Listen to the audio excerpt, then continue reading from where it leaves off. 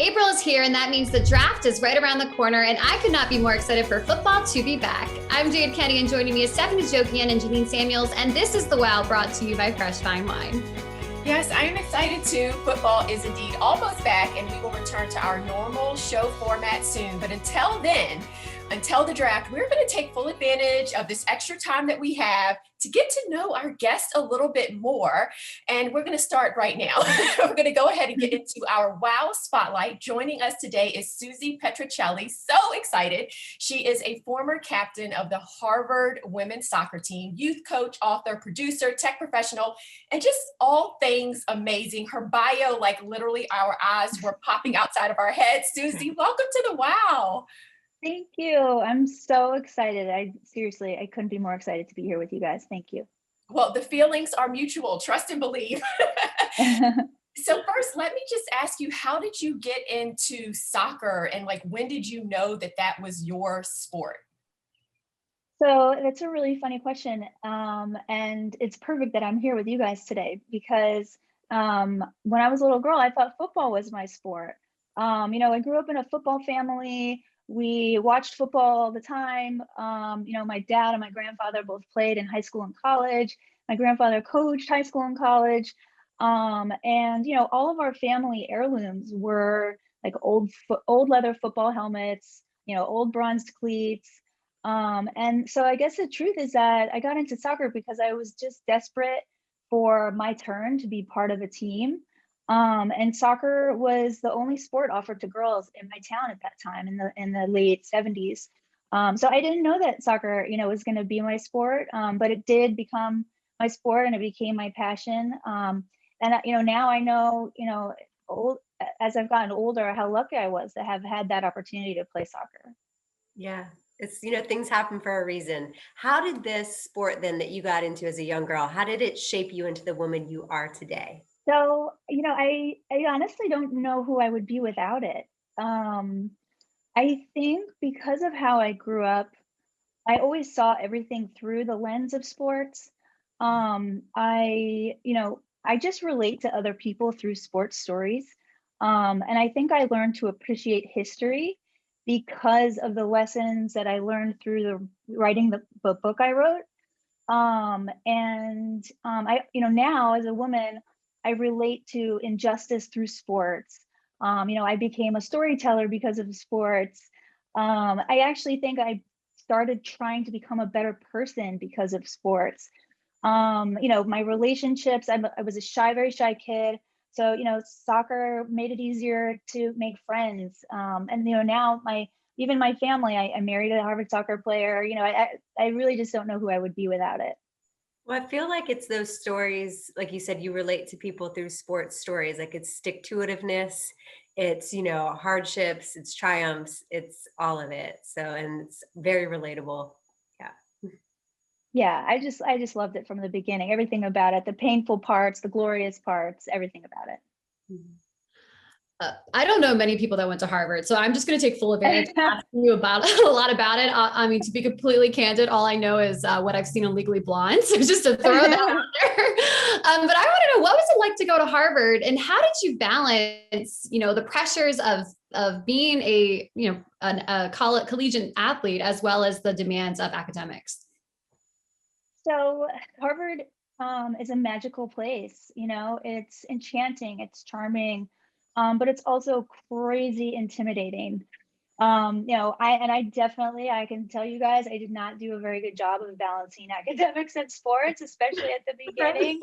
And there was also this piece that I was not expecting, that was where, there was an attitude at Harvard where if you were there as an athlete, you weren't considered a real student. So that was heartbreaking a little bit for me. So part of the story in my book is about how things fell apart for me there, and how I struggled a lot when I was there. It was culture shock. I was a fish out of water. I was a Southern California girl on the East Coast. And I was also seeing that the social movements of the 1960s that I thought were completed and finished, weren't over. I was in this place where there was sexism. I was suddenly full of self-doubt. I'd been injured. I had experienced trauma, sexual trauma, and everything just fell apart. So, but you think so many of us, right, have moments in our lives like that. So I wonder if there's a woman anywhere really that hasn't experienced those things. So anywhere, that doesn't matter if it was at Harvard or wherever. And I love that you said that, because, you hear Harvard and you think, the stereotype of having it all together. I mean, it's Ivy League and all that comes with it. And I just love how vulnerable and transparent you are about, it's not for you personally, if there were struggles, and it is a magical place, but you're very honest about that. We all go through moments where it's just not perfect, even though it might be portrayed that way. So yeah, I think for, the purpose of my book really, I think, was to be authentic and be vulnerable, like you were saying. And hopefully that allows people a little bit of space to, share their stories too. Yeah, and so you've mentioned your book, so I would love to talk about that a little bit. Raised a Warrior.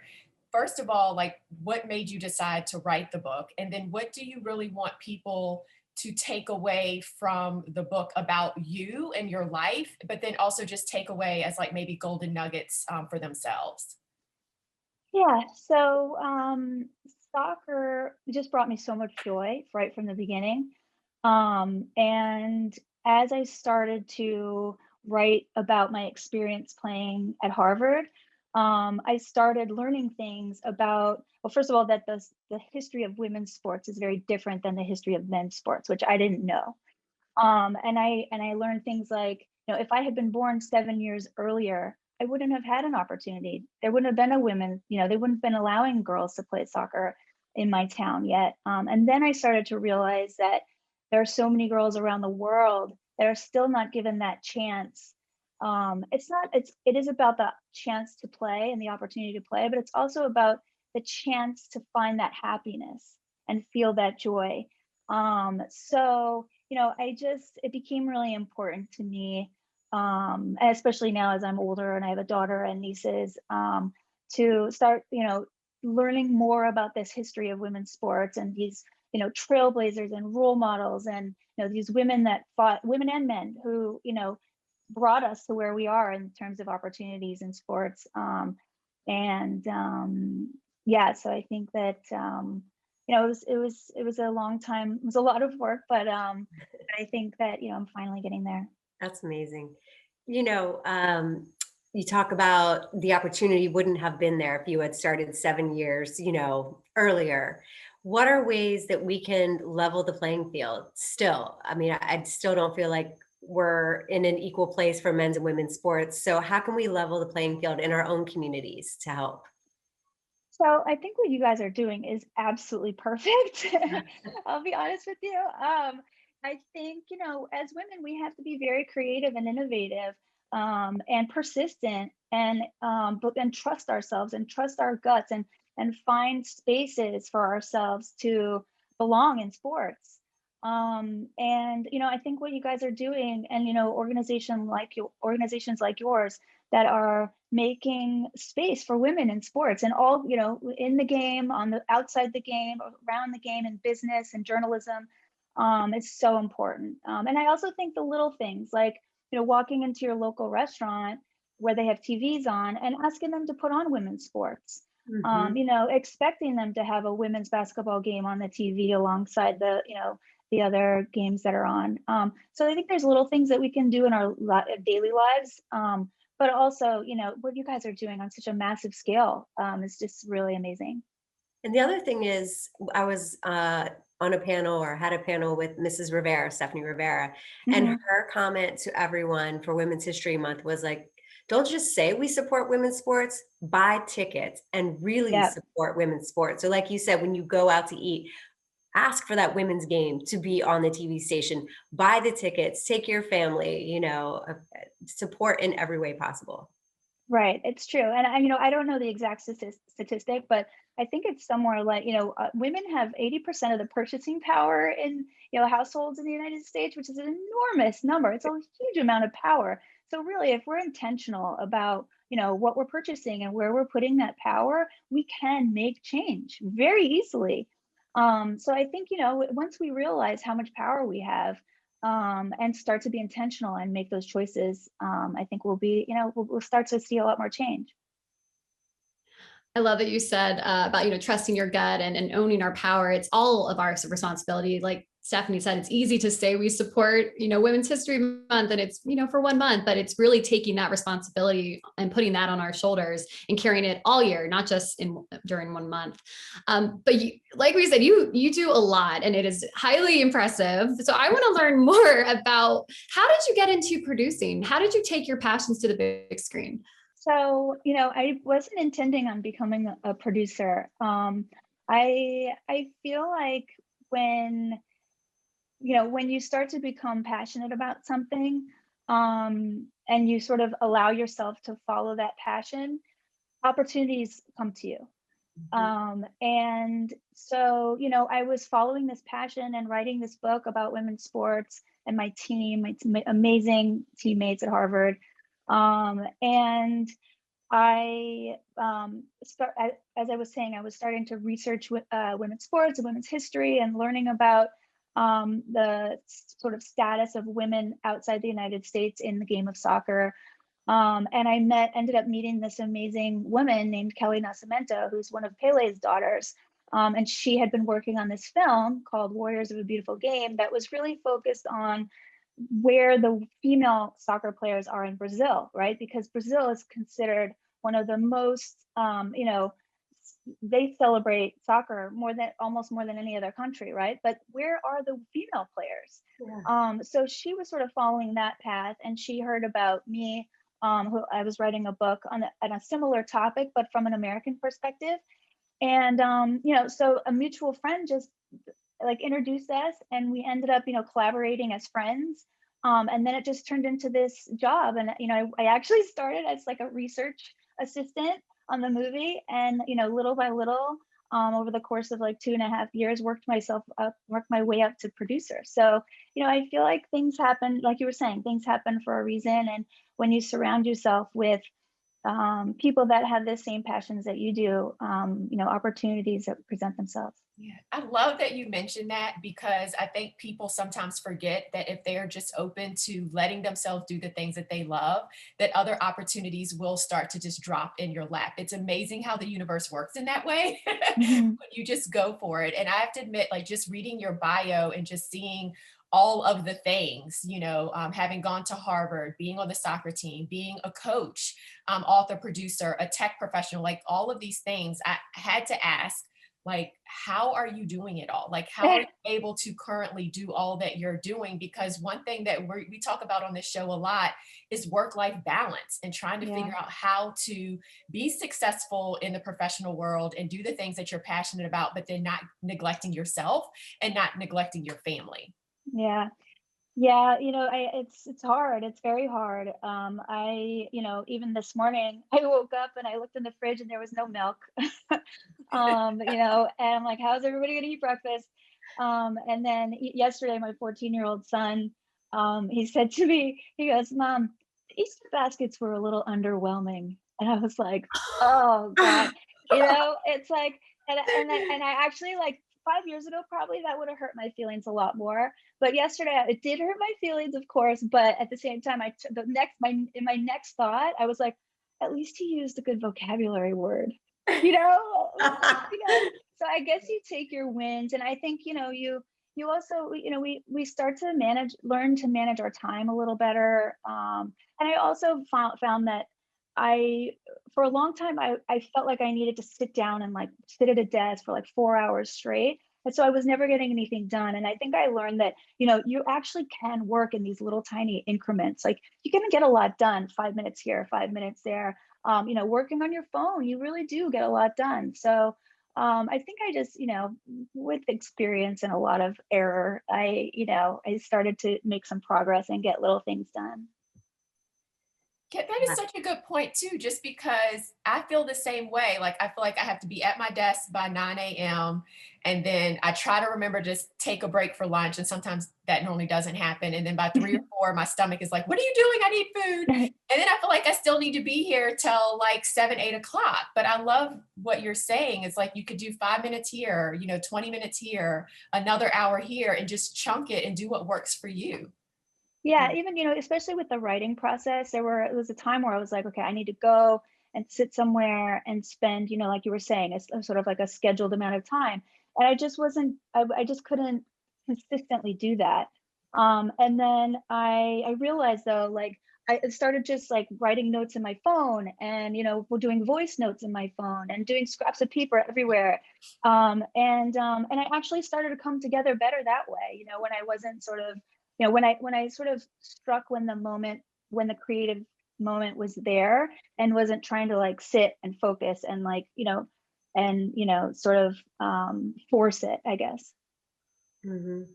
Actually, we had a guest, Ellen Zavian, say the same thing. So she does a lot of like pottery and other things to use a different side of her brain that makes her more creative. So that's kind of what you're saying with like when you're multitask or you're doing something else and not sitting at a desk forcing something to happen, just like we're talking about the overall thing, don't force things to happen, follow your passion, follow that moment when you are feeling creative with a voice note. I think that all comes together in all of our different voices and ways of saying that. So I wanted to ask, I actually get a no, lot done when I'm sitting in my car waiting for somebody to come out of a sport, like a kid to, pick up a carpool or something. Like even just those little moments, I find myself like, oh my goodness, like that was a really good hour. absolutely. I used to do some of my best choreography for dance in the car, and people would ask me, "Is that car choreo again?" And I'm like, "It is." I don't know why. But I did want to ask, just because there's been a shift, like with women being kicking, for college teams and women playing in sports with men. So I think that I just want your honest opinion. Do you think that we should go in that way or continue to build up our own leagues and rights? And I always kind of use women's tennis as the example because they've done it the best so far Yeah. in fighting for their rights. Which Yeah, they really have. direction would you like to see us go? That's a really interesting question. I guess I'll have to go with it's really important to keep doing both. Mhm. And I do think that history has shown us that it's very important for women to have separate leagues from grassroots all the way to national teams. It's very important. And as particularly also on the administrative side, when Title IX was passed, it succeeded in growing opportunities for girls in sports. Millions more girls started playing sports in high school and college because of Title IX, but we started losing the leadership positions. We started losing the coaching positions. And what happened was when the schools merged their athletic departments, the women's athletic departments then fell underneath the men's administrators. So, I do think it's really important that we keep our separate identity. But there's so many cool things that are going on in collaborations between the two, like World Team Tennis that Billie Jean King came up with. And I know there's some really cool upcoming collaborations between some women's and men's pro leagues now coming just right now in the works that I was just told it's confidential, so I can't say anything. But really exciting stuff, and I think for us, and especially on the pro level, it's really about entertainment. And women's sports is so entertaining. There's no denying it. And so if we can get to a point where co-ed sports is like the next big thing, like how exciting is that to see them competing together and working together? And how important is it for little kids too, boys and girls, to see adults, boys, men and women working together, playing together, respecting each other on and off the court. Right. And appreciating each other's talents and unique abilities. I mean, Right. already we do that on a team. The quarterback has different talents than the quarterback. Like it can happen across genders too. So Right. that's Right. great. Yeah, I totally agree. Yeah. I love that you mentioned too about, women's, it's about entertainment.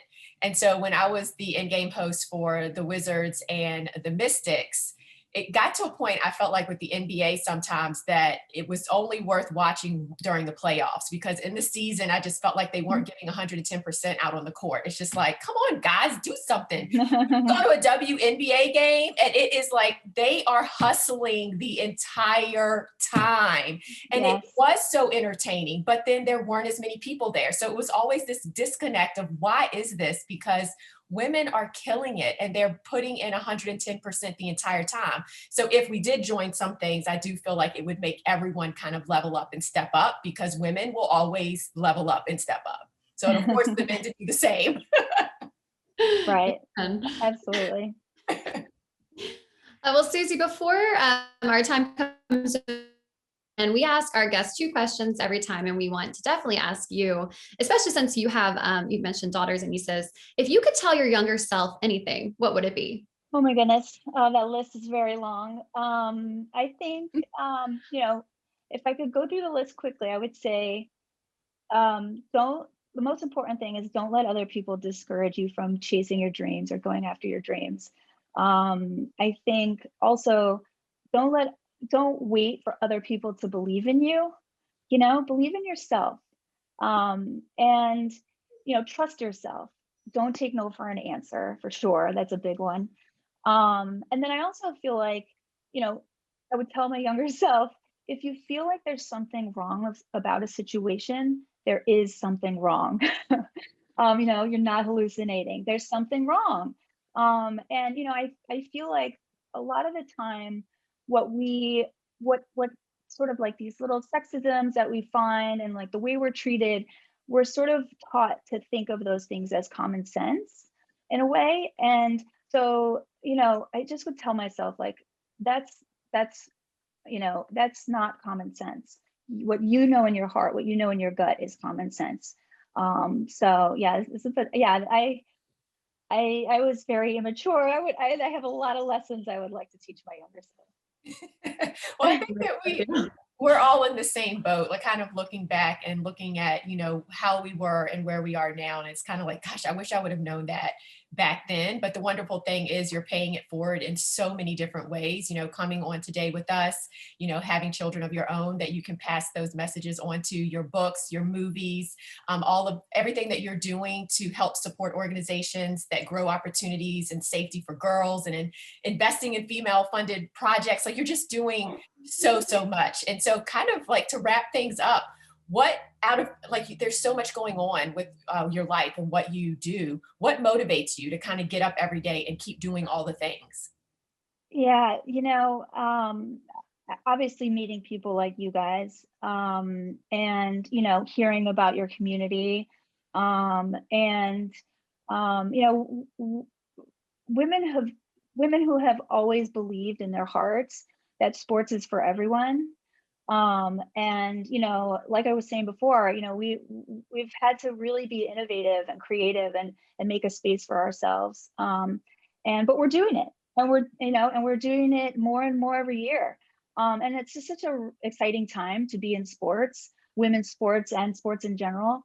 So I think that's really what gets me motivated every day. And I also know in my heart that there are so many more stories to tell and so many more people that we need to honor. So I think that's really become my mission.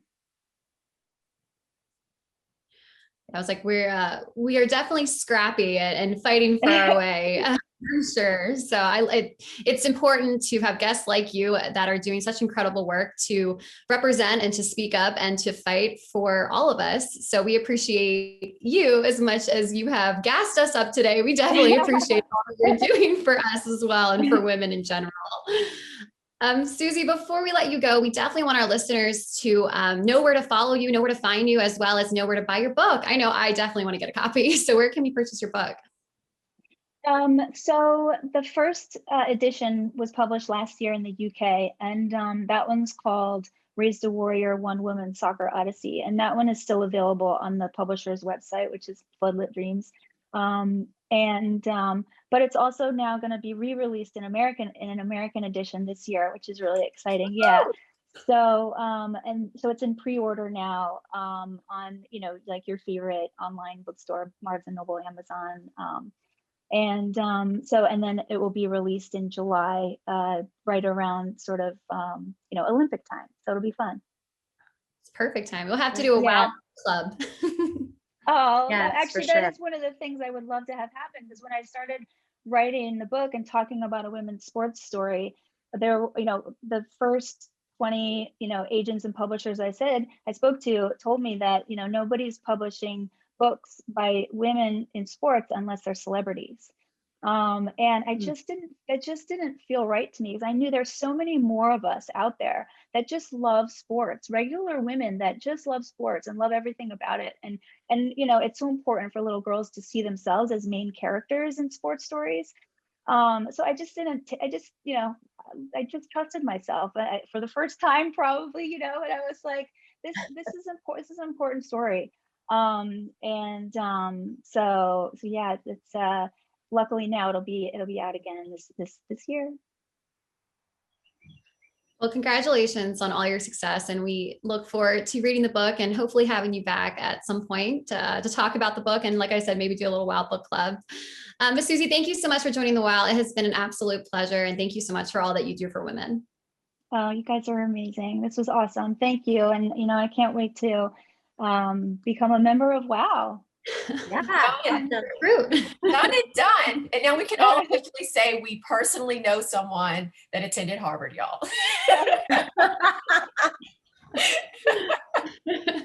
Thank you, Susie. Actually, your new quarterback, right? Is yeah, Harvard, it's magic. Harvard, Yep. Yeah, and his wife played Harvard soccer. Well, then we have to meet them too. They don't Yeah. meet 3 people. Yeah. Yeah, really amazing. Really exciting. We're all excited. Our Harvard women's soccer community is super excited about it. Yeah. Were you teammates with her? No, she's younger than me. Yeah, she's much Okay. younger than me. She's probably 10 years younger than me. But I have met her. I did meet her once at a Harvard football tailgate. Oh, awesome. Yeah, very exciting. Good. Then we have a Washington football fan in you. We'll claim you this season. Awesome. Well, thank you, Susie, so much. Yeah, of course. Thank you, guys. Has your business been affected by COVID-19? Have you considered reducing or moving your office space? Then it's time to call Victory Van. We provide the best service and price with flexible options for your company's moving and storage needs. Visit victoryvan.com to get your free moving and storage quote today. For corporate storage and moving, it's always the right move to choose Victory Van. That's victoryvan.com, Victory Van Corporation, delivering excellence for 75 years and proud partner of the Washington football team. Finch Services Incorporated, recognized in its industry as a world-class organization, is the exclusive supplier of John Deere golf and sports turf maintenance equipment for the Mid-Atlantic region. In business since 1945, Finch helps golf course and sports turf managers maintain some of the most exclusive playing surfaces in the region. Experience the Finch advantage for yourself. Contact one of our golf and sports turf sales specialists to see how we can help you maintain your field of dreams. Go to finchturf.com for more information. At RTS, game day strategy doesn't stop when the whistle blows. RTS delivers smarter, more responsible waste and recycling services.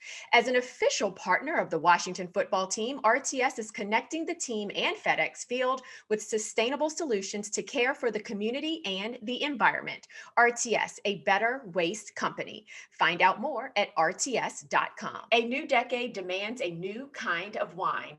As consumers continue to embrace healthier lifestyles with beverages that taste great and keep in line with their dietary preferences, and wine is no exception. Fresh Vine Wine thoughtfully crafts great tasting premium wines that are low calorie, low carb, low sugar, keto, vegan friendly, and gluten free. Fresh Vine Wines pairs perfectly with your active lifestyle without sacrificing on taste. Available in select stores in DC and Maryland. You can hear every Washington football team game on the Team 980 and streaming on the radio.com app. Listen to Team 980 every day for expert analysis, Washington football guests, and your calls along with hosts Kevin Sheehan, Washington football legend Brian Mitchell, Steve Zabin, and more on the official radio of home of the Washington football team. Download the radio.com app and favorite the Team 980 today to listen on your phone or smart speaker. We are heading into WOW overtime, and I say it all the time, but wow about Susie. I'm like the cliche of us using WOW all the time, but she is remarkable, incredible. During the break, we were just talking about how calming her presence is, and she's just such a a silent, I wouldn't say silent, but like a silent leader. Like she has a grace and a poise about her that is just lovely. And I'm so excited that we got to have her here on the show. A couple things that I want to just reiterate and bring up that stuck with me is she kept coming back to this common thing about trusting yourself and trusting your gut and knowing when something's not right and knowing when something is right, and also not accepting no for an answer. And I just love that because I'm kind of the same mindset about this relentless spirit of one door closes, there's another one, there's another way to break in. And so I just loved having her on and having her say that, just going through all the changes that we all have. And when life kind of flips upside down, is really trusting who you are and knowing in your heart your why and who you are and trusting that. So it was just such a joy to have her on. Yeah, I agree. And then also just a reminder from her to not let anyone else dim your light. So not to let anyone else's negative thoughts about your passion and the things that you're doing and the things that you want to do stop you from moving forward to accomplish those things. And so kind of taking all of that information and kind of just, like, for me, underscores the fact that when you have a dream or a desire in your heart, it's there for a reason. And it wouldn't be there if the universe, God, whatever it is that you believe in, if that force didn't think you were capable of achieving it and going after it and accomplishing it. And what happens though is society and the naysayers and even your own self-doubt will prevent you from moving forward.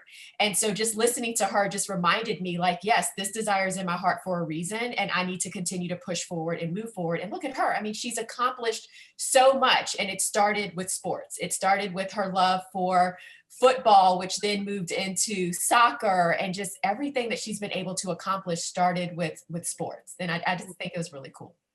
Well, they say, right, it's your brain listens to how you speak to yourself. And so you need to speak positively. Obviously, if it was so easy for the brain to listen to the mind, the conscious, we wouldn't have to say that. But you have to create that habit of positive reinforcement. I am successful. I am strong. I am beautiful. I am enough. And to create that habit, because the brain doesn't just listen to the consciousness that easily. So she's saying fight through that. She might be nice and graceful, but she's a warrior. I mean, she did not take no. I love the fact that she's like, okay, so I'm not a celebrity, but I wrote this book and people need to see regular women in sports speaking their minds and leading the way. So she was fantastic. And she's authentic. I mean, when I asked about Harvard, like I said, you assume, an Ivy League stereotype and that everything was probably, perfect. And she played this sport and she also got straight A's. And she's like, no, girl, like it was a struggle. It was hard to balance. I had a hard time, breaking in and really making it work. But just that authenticness and the transparency, that's just something that I admire in a woman and someone who is just 100% real. And we need more of that conversation. Like you're saying, Stephanie, we need more women to just speak up and just say, like, it's not always perfect. I'm not a celebrity writing this book. This is my life that is relatable to you. And you should read it because if we can continue those conversations, that's how change happens. Right. And then she also pays it forward, right? So, I mean, I know that we mentioned that a little bit when we were talking with her, but just the fact that she's paying it forward through her story, but then she's also actively supporting organizations that support women, right? So I love that she is a part of the Women's Sports Foundation, the Coaches Across Continents, the Equal Playing Field Initiative. And she actually invests like money and support behind female funded projects and startups. So again, it's like taking and saying it, but then acting on it. Just like she said, the very simple act of going into a sports bar and asking them to change the television to female sports. And I have never thought about that because we're all conditioned when we go into sports bars, it's going to be the male sports. You just don't even think about it because we're conditioned in that way. But small little acts, like don't just talk about it, be about it and do something about it. And she's a walking poster board for that. And I absolutely love it. Well, and just like I'm staring at the fresh fine wine bottle behind you, they believed in our podcast, right? They supported us to make it happen. So it's got to be, going into places, turning on sports, but we also need, these products, these sponsors to believe in what women are doing in all areas. So, it's not a shameless plug because, their wine is good, but I'm just saying, No, but it really meant a lot that a brand stood behind a woman's brand and said, you know, we believe in what you're doing. And like Susie said, you created this space for female fans, you know, that maybe aren't going to talk like every stat in the world and know every, you know, play by heart, but just women that love it. And, you know, we might not know every X and O, but we know a few. Right. And just to give our listeners a little behind the scenes, one thing that I love, we start the show and our producer Stevie always asks our guests, what do you want your nameplate to say under your name? And I love a woman who can't narrow it down. She's like, well, you know, I'm an author, I'm a producer, I'm a mother, I'm a tech. Like I love that our guests, it just shows how incredible women are, because we are all these things, and it's hard to put us in a box, and it's hard to label us, and it is hard to dwindle and narrow all that down. So it's just something that I enjoy whenever we start the show and Stevie asks, and I love to hear when our women are just trying to figure it out, because I'm like, amen, I want more. Susie said, like, you surround yourself with the people that you want to be like, and that have the same passions and opportunities present themselves out of that network and that tribe. And that is exactly what we do here on the WOW. And so that's one of my little favorite moments of the show and a little behind the scenes. Before we wrap this up, I'm going to shoot it over to Stephanie to update us on WOW events and maybe a little recap of what happened in March. I know it was a very busy March. Oh my gosh, it was such a busy March with our Monday motivational events. We have the synopsis on our website for Women's History of the panel. I mean, it was just amazing. It did get awarded an NFL best practice as well. So yay for us for just making more opportunities for women. Coming up for the draft, we're going to have WOW events going on, a sweepstakes that you guys will see. Our charitable foundation is running a virtual 5K. So if you sign up by April 12th, you'll get a special discount. So get active and get out there. Yeah, and then too, like just thinking about like all of the events with WOW and just us being able to connect with so many different people in a different way and learning so much about women. I feel like we're learning just through all of these conversations, you know, how powerful we are and how we are now empowered to share that power with others and not sink into it and hide it. Because I feel like for years, sometimes successful women had to not be so successful or not share that they were so successful. And now I feel like it's okay to be successful and to be proud about that. And then to send that elevator back down to help other people come up. And, you know, just having this community to, you know, have those conversations and spread that support and be powerful and empowered all at the same time. It's just a beautiful, beautiful thing. So thank you, Susie, again for coming on. That was just a wonderful conversation. Such a feel-good conversation. You know, you just leave, you know, and also, sorry, we're going to keep going. I love that, you know, she started the show and before we started recording, she was just saying like how much she enjoyed, you know, listening to us and just, and thanking us for what we do for women in sports. And we say this a lot, but it's not often that we all sit and like, you know, that was good. Or like, I'm doing a good job. And it's not many times that we get to pat ourselves on the back. So just for our listeners and for women in general, take the opportunities to reflect on all the good that you are doing and give yourself kudos, because it's so hard in this world with us as women just trying to plow through it all and not taking a second to, you know, give yourself grace and applaud what you are doing. That's going to do it for us. Thank you so much for joining us here on the WOW, where we connect and empower women through sports. Huge thanks to our partner, Fresh Fine Wine. Until next time, see you guys. Bye. For more than 100 years, Chesapeake Employers Insurance has been helping Maryland businesses keep their workers safe. With competitive pricing and an AM Best A- financial strength rating, it's no surprise that Chesapeake Employers is Maryland's largest writer of workers' comp insurance. At the end of every workday, someone's waiting for your safe return. Connect with your agent or visit CEIWC.com. Novec is powering a new generation by providing renewable energy, including solar. Once new solar projects are completed in 2023, Novec will provide enough to power 100,000 homes. Members may also purchase solar panels now through Novec Solutions, protecting the environment, providing reliable, safe, affordable electricity. Because future generations are depending on it. Novec, keeping life bright. Somewhere in Maryland, Dr. X unleashes his scratch-off masterpiece. Load the prizes, Cashbot! Done, Doctor. Now multiply them. 50 times? More. 100 times? Yes, 100 times the cash. That's $1 million top prize. Zap, Cashbot, zap. It's alive! It's beautiful. Play all 5 new X Multiplier scratch-offs from the Maryland Lottery. Like nothing we've created before. Play safely and responsibly.